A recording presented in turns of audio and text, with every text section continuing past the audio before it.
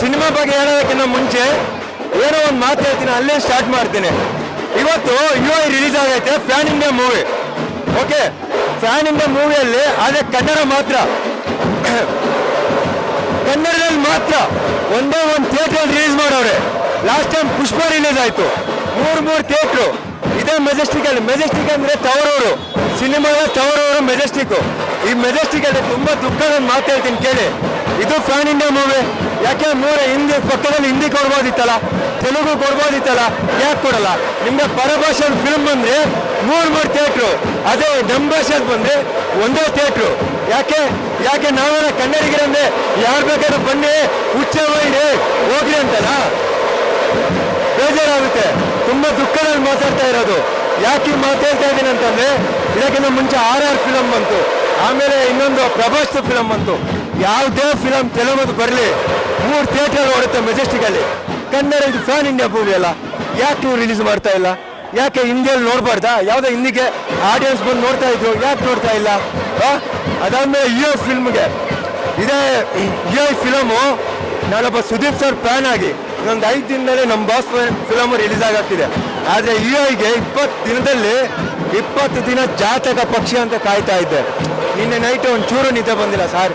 ಹಂಗೆ ಮಲಗ್ತೀನಿ, ಹಿಂಗೆ ಮಲಗ್ತೀನಿ, ನಿದ್ದೆ ಬರ್ತಾ ಇಲ್ಲ. ಅದು ಯಾಕೆ ಹಂಗಾಯ್ತು ಅಂತ ನಂಗೆ ಗೊತ್ತಿಲ್ಲ.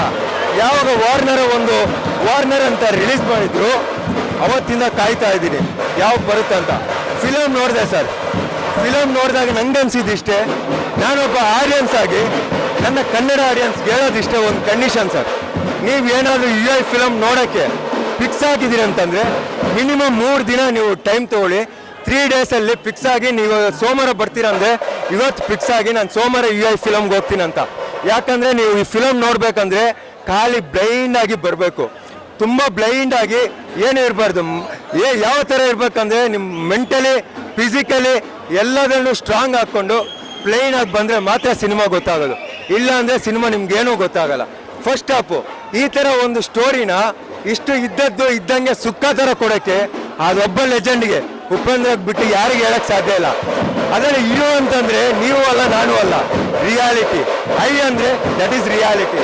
ಅಂದರೆ ಸಮಾಜದಲ್ಲಿ ನಡೆಯಿರುವ ಒಬ್ಬ ಪೊಲಿಟಿಕ್ಸು ಮತ್ತು ನಾನು ಮತ್ತು ಪೊಲಿಟಿಕ್ಸ್ಗೆ ಇರುವ ಮಧ್ಯದಲ್ಲಿ ಸಂಬಳ ಯಾರು ಕೊಡ್ತಾ ಇರೋದಿಲ್ಲ. ನೀನು ಅವನು ಕೊಡ್ತಾ ಇದ್ದೆ, ಅವ್ನು ನಿಂಗೆ ಕೊಡ್ತಾ ಇದ್ದಾನೆ. That is question mark. Last time climax ಬರುತ್ತೆ.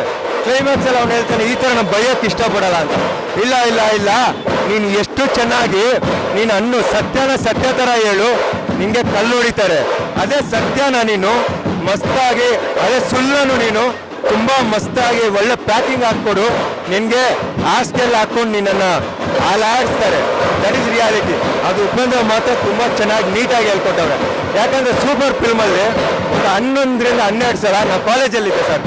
ಫಿಲಮ್ನ ಬಂಕ್ ಮಾಡಿ ನೋಡೋದು ಸೂಪರ್. ಅದೊಂದು ಡೈರೆಕ್ಷನ್ ಬೇರೆ ಲೆವೆಲ್.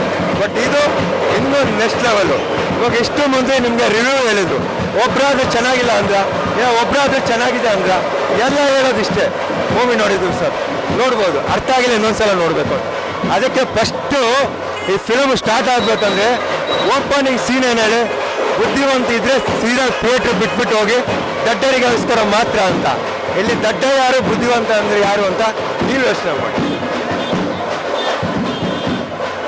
ಆಮೇಲೆ